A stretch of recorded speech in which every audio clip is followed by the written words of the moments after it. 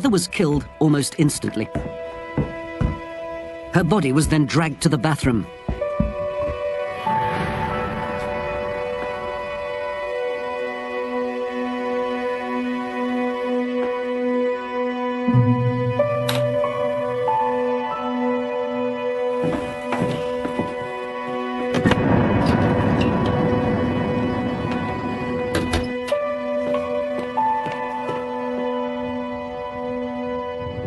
The children came back about 4:30.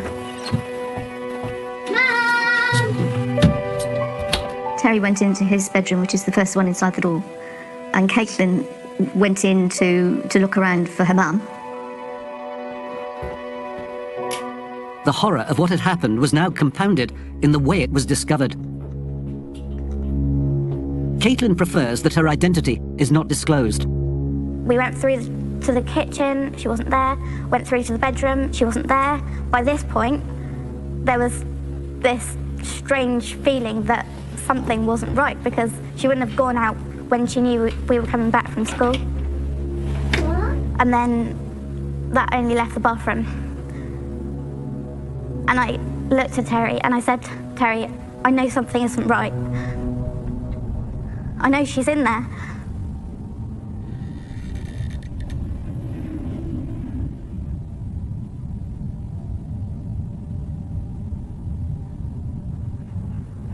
And that's when we saw her lying on the floor. She had blood all around her. And I had no idea what had happened. I didn't understand. And then Terry said, we need to phone the police, we need to phone the police, you've got to phone the police. What's happened? My mum's just been murdered. This is not a joke. She's lying in the bathroom on her back. At this point, I was panicking. And then he said, right, we're going to go outside and wait outside. And then the people across the road, they arrived home. And they came over and said, what's happening, what's happening? And I was screaming for someone to help us. But it was too late.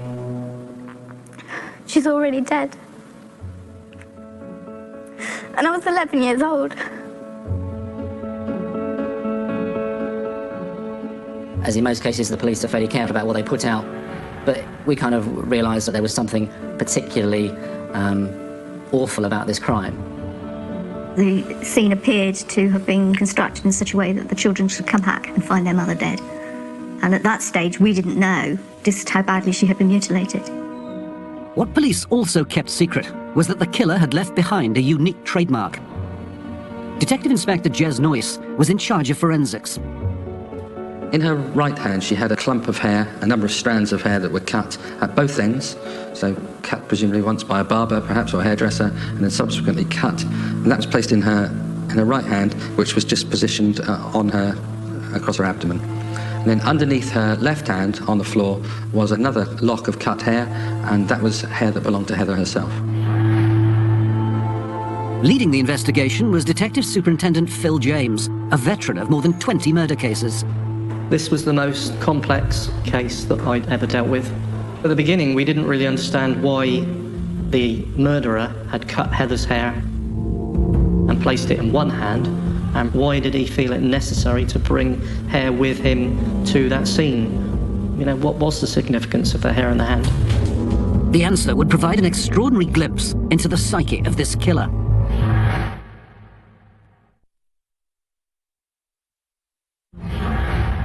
In November 2002, mother of two, Heather Barnett, had been brutally murdered in her Bournemouth home. And the crime scene appeared to make no sense. These blood-stained footprints, highlighted by forensic fluid, suddenly stopped before reaching the exit. The killer had walked around the flat. He'd clearly got blood on him. What we believe then happened was, in the middle of the flat, he took off the dirty clothing that was bloodstained and changed into a clean set of clothes that he'd brought with him to make good his escape. The man had brought with him a hammer because he killed Heather with a hammer. He brought with him something like a scalpel because after death he'd removed Heather's breasts and made other incisions into her body. He'd also changed his clothes, including his shoes, before leaving the house. So a very planned and bizarre incident. A sadistic killer was on the loose in the unlikeliest of settings. Locals and tourists had no idea of the true horror. But police knew they must act fast, in case he struck again. They began with a routine house-to-house trawl of Heather's street, beginning with the neighbour who'd comforted Caitlin and Terry, who lived directly opposite their home. 30-year-old, Italian-born Danilo Restivo. Heather's children ran outside. Mr. Restivo and his wife were returning home. They saw the children and ran across, and they comforted them and called the police. But the good neighbour soon had questions to answer. The officer sent to question him spotted a pair of trainers soaking in a bucket of bleach. He couldn't really explain why that was, but on close examination they didn't have the same shoe pattern as the ones found in the house. And from the very beginning, Mr. Restivo gave a very credible explanation as to where he was during that day. Danilo Restivo was studying computing at this training centre 3 miles away. Mr. Restivo had a bus ticket that showed he caught a bus to NACRA where he was learning to use the computer. The records of his arrival appeared to show that he arrived there at 9 o'clock, probably about the time that Heather was being murdered. It was a very credible alibi. He could not have been responsible for Heather's murder. He seemed to have the perfect alibi. But within a couple of months, we'd undertaken some examination of Heather's computer, an email that she'd sent to somebody which explained that Restivo had visited her house shortly before her death. Restivo had called on Heather to order a pair of curtains. I knew about the curtains because I'd spoken to her a few days prior to her death. She had told me he was Italian, he didn't speak good English. He didn't have any idea of the fabric that he wanted, which she thought sounded a little bit odd. Mr. Restivo was becoming very interesting to the inquiry then, but we were still a million miles away from knowing how or why he would have killed Heather. I decided it was time to find out who he was and what he was about. Exploring Danilo Restivo's background would take them on a journey of 1,500 miles and open up one of Europe's most sinister cold cases.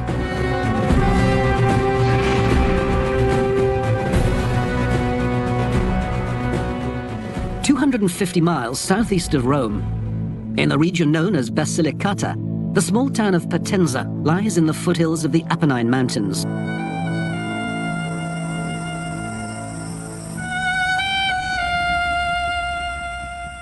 This town of 60,000 people attracts few tourists. In Italy, it's famous only as the scene of that country's longest-running murder mystery. For almost 20 years, the fate of this teenager, 16-year-old Elisa Claps, haunted not just her family, but the entire country.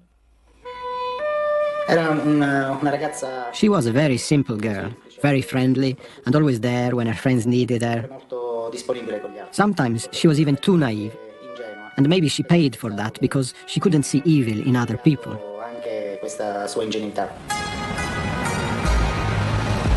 It was on Sunday, September the 12th, 1993, that Elisa seemed to vanish without trace.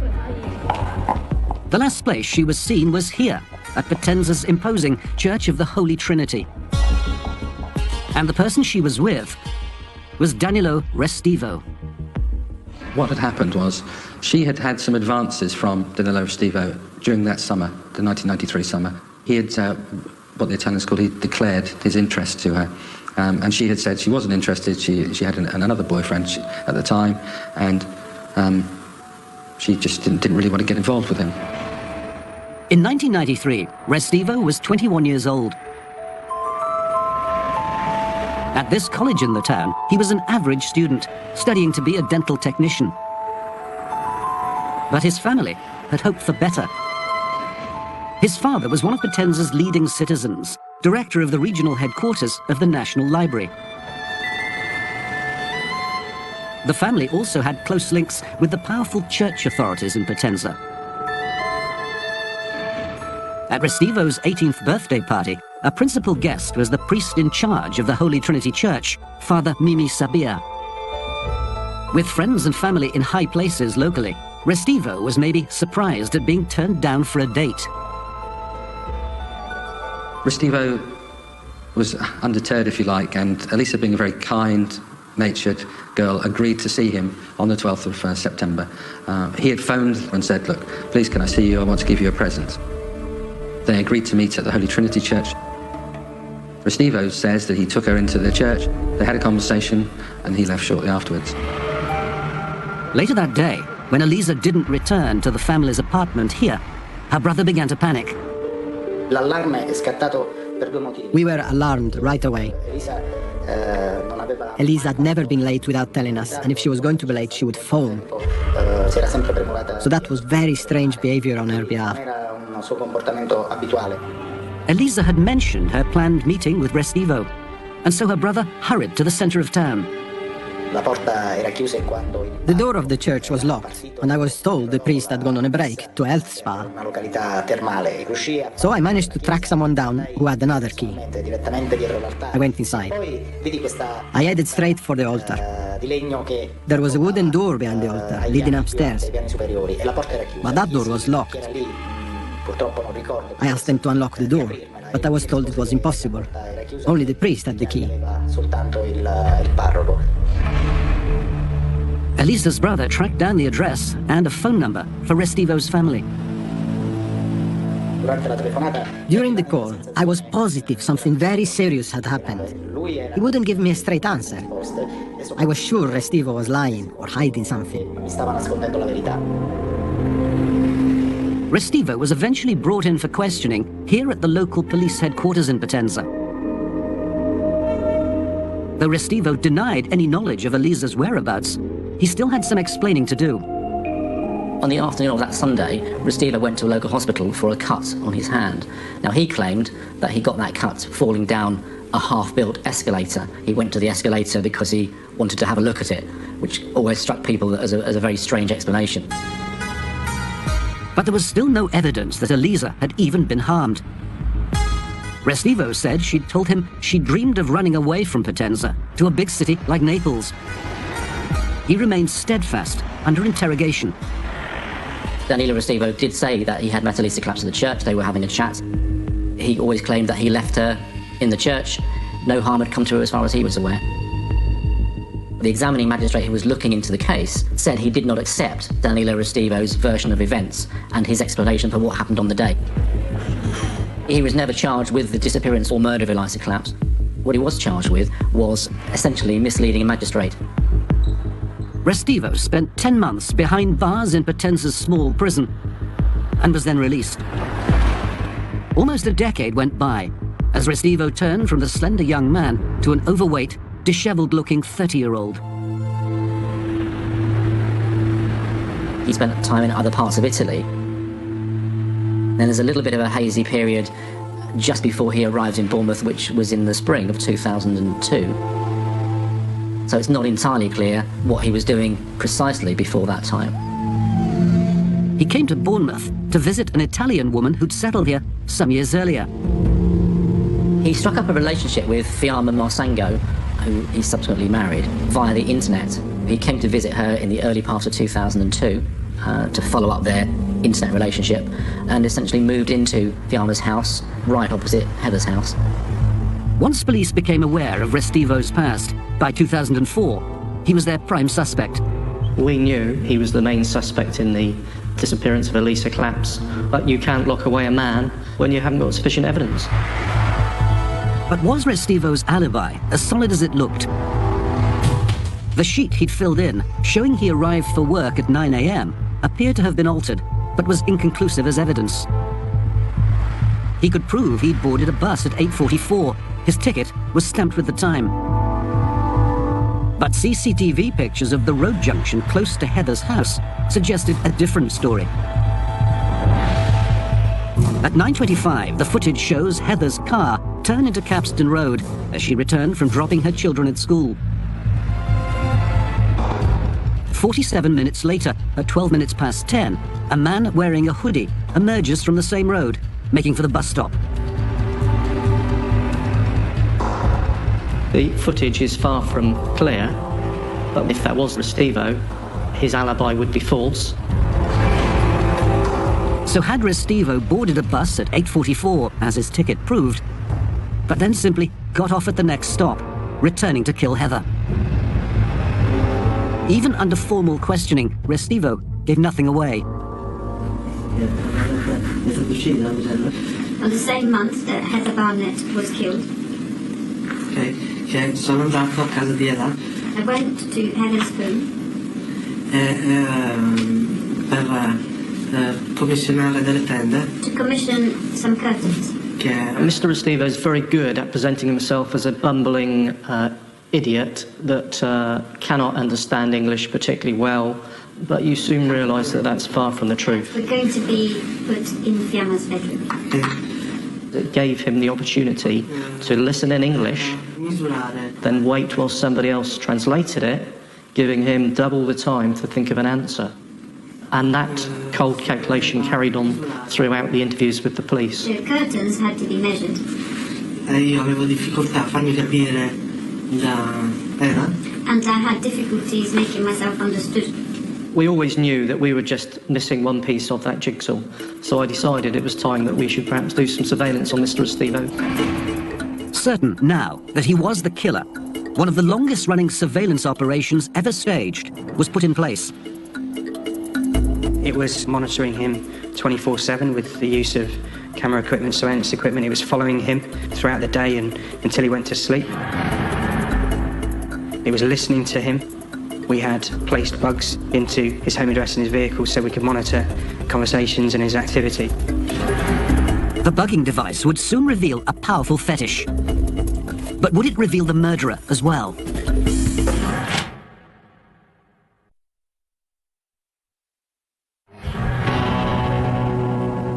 Danilo Restivo, prime suspect in 2 murders in Italy and England, was by 2004 under round-the-clock surveillance.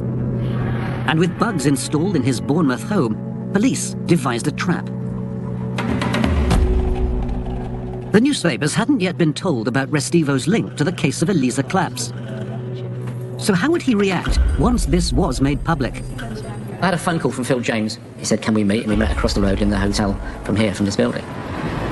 What they wanted us to do was run a story which said that the investigation into the death of Heather Barnett had moved to Italy. Now, the reason that was important for the police was that they were bugging his house and they were listening to the conversations that were going on in the house. They wanted to see what conversations would be had with his wife, Fiamma, about this story.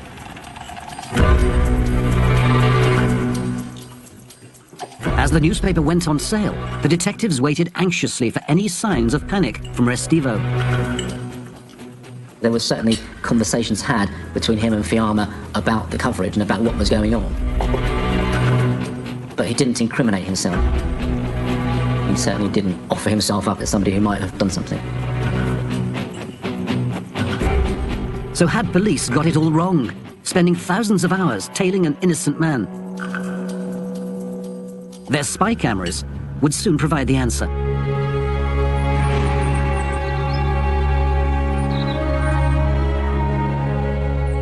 Throop is a beauty spot just to the northeast of Bournemouth.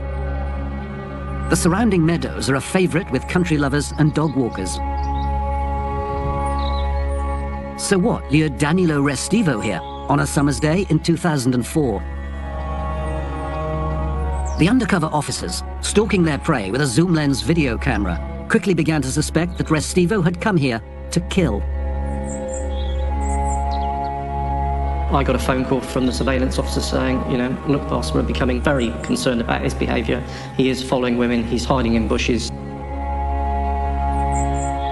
This clip shows him lurking beside a footpath. He ducks down as a woman passes by. I made the decision that we wouldn't approach him, but we should get in very close to him so that if he did do anything, we would be able to control him. You have somebody who has decided it's time to kill again. He clearly has the urge to take somebody's life. He's made the preparations, he's done the reconnaissance, if you like. It just so happens that he's under surveillance. We filmed him changing his clothing. He'd been hanging around the area for a short while, and then he went to the back of his car, and out of the boot of his car he brought out a completely fresh set of clothing. As if he was either reliving the experience of changing from dirty into clean, or perhaps planning another attack. I didn't want to blow out our surveillance. I didn't want him to know that we were following him. So I arranged for some uniform officers to go down there. The pretext would be that there'd been thefts from cars in the area, and I wanted them to go and ask him what he was doing down there. Restivo had a ready answer for his bizarre movements when he hides here in the long grass. That's where it became almost comical, because he was explaining that he was looking for insects. He kept a lizard at home, and he was collecting insects and putting them into the bag to take back so that the dragon would have some food that day. The fact of the matter was, when the bag was searched, there was a large filleting knife, scissors, they found gloves, a balaclava, but there were no insects.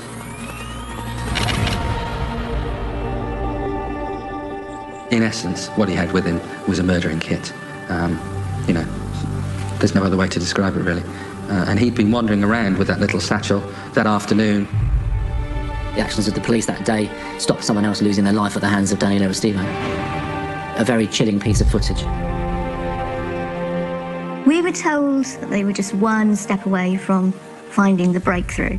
Certainly the family's worry throughout the whole process was that he might do it again to somebody else. We could have arrested him that day, but we had already spoken to the Crown Prosecution Service, and there was no likelihood of the CPS prosecuting Restivo, so we needed to gather further evidence. And so Danilo Restivo, suspected of 2 murders, remained free. But the bug in his home did reveal one of his dark secrets: a fetish for women's hair. We became aware through our covert tactics, through listening to him, that he clearly did have a hair fetish, and he was interested in that, and that sexually aroused him. Forensic psychologist Dr. David Holmes has studied the case of Danilo Restivo. This fetishistic obsession with hair is what we call paraphilia. It's where someone gets their primary sexual satisfaction from inanimate objects, and in this case, it's hair.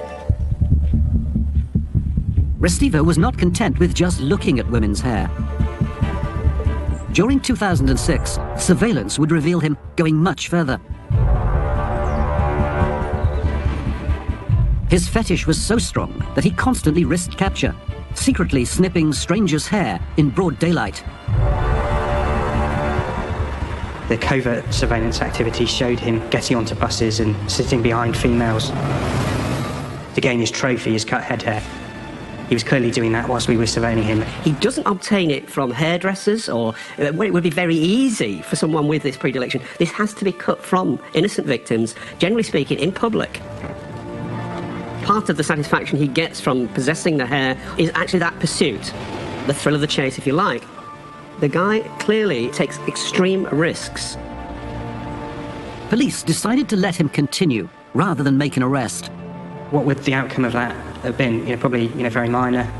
This was all about detecting the murder of Heather Barnett, and as many sleepless nights as there were, it was important that we remain focused on that task.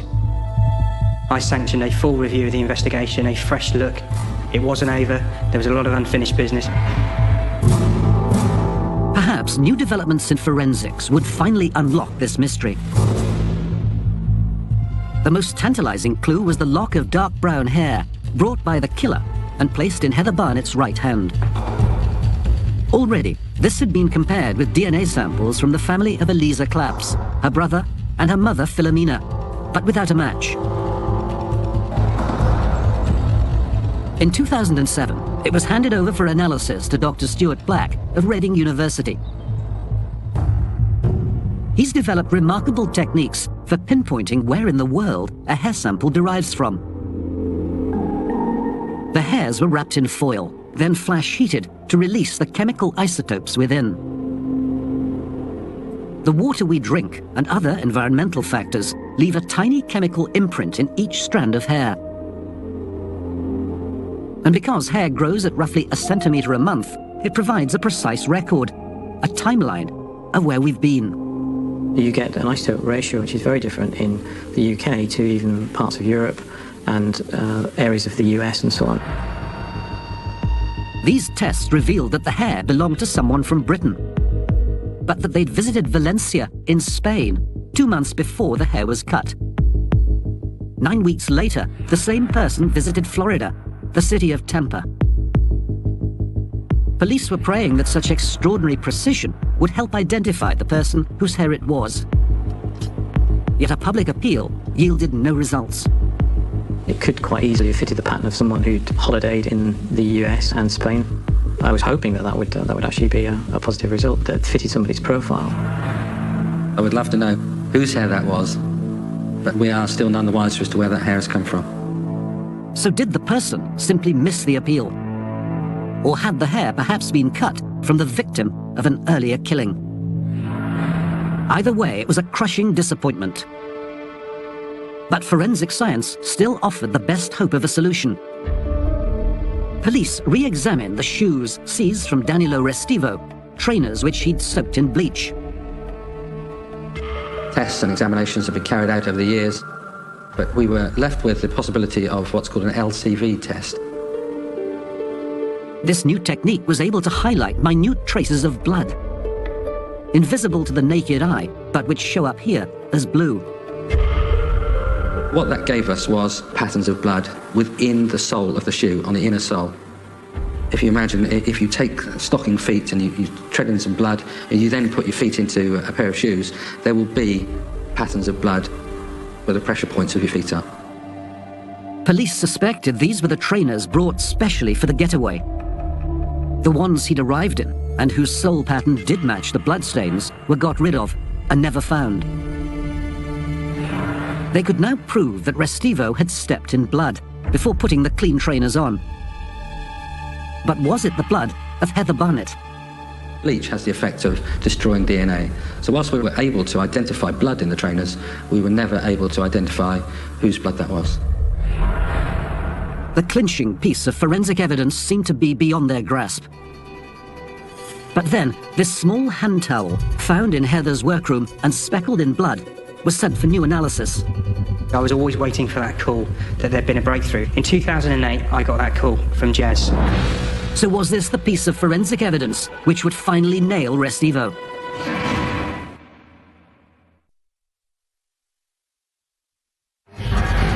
Six years after the brutal killing of Heather Barnett, police hoped a blood-stained towel found at the scene could identify her killer. We were able, right from an early stage, to identify that blood as belonging to Heather Barnett. It wasn't until 2008 that we were able to identify other material on that towel that actually gave us a profile of Danilo Restivo. We had a DNA result, positive match to Danilo Restivo, 1 in 57,000. This was fantastic news for me. It was the first push towards actually putting Danilo Restivo at the scene. The towel showed minute traces of Restivo's sweat and skin particles. But even this might not be conclusive if he came up with a plausible story for why the towel was in Heather's house. He said that it was his towel and therefore his DNA would be legitimately on it. He claimed that he had taken the green towel over to my sister's as a colour match for the curtains that he was thinking of having made for Fiamma.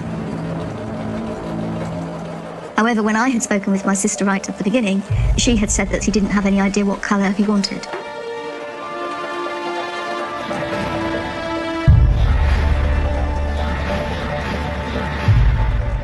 Each hard-won piece of evidence pointed at Danilo Restivo. Yet each could potentially be explained away in court by a clever lawyer. He remained free, but still under surveillance, as police toiled to build a cast-iron case. When the breakthrough finally came, in March 2010, it wasn't through video surveillance or a discovery made by scientists in the forensic lab. Restivo's secret was uncovered by two workmen stumbling in the dark attic of Potenza's Holy Trinity Church. Oh.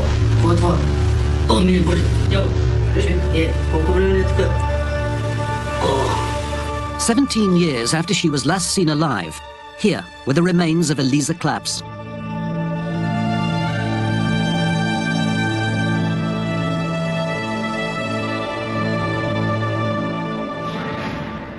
Only a withered hand and her legs were visible at first. The rest of Elisa's body was covered by rubble and old roofing tiles. But there was no doubt as to the identity. Investigators were quickly able to match Elisa's shoes, her glasses, and her watch, all clearly visible at the scene. Elisa's brother got the news in a phone call whilst he was driving. I was actually screaming in the car. I couldn't help myself. First of all, it was pain and then anger. All this anger that had been accumulating for 17 years just blew up when I realized that I had always been right. That Elisa had never left the church. Restivo had murdered my sister. News of the discovery was passed to Bournemouth that same day. I was elated. It was fantastic news. Don't get me wrong, I was very saddened that ultimately it proved that Elisa had died. But I think we all knew, everybody knew in our heart of hearts that that was the case anyway.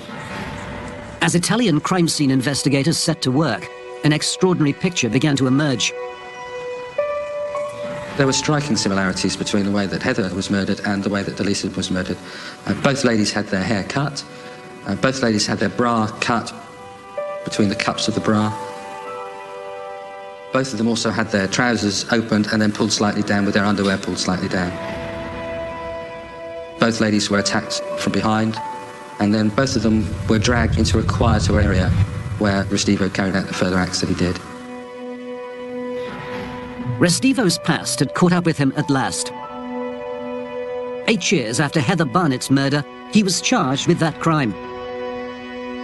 And prosecutors received a special dispensation to introduce evidence on the killing of Elisa Claps.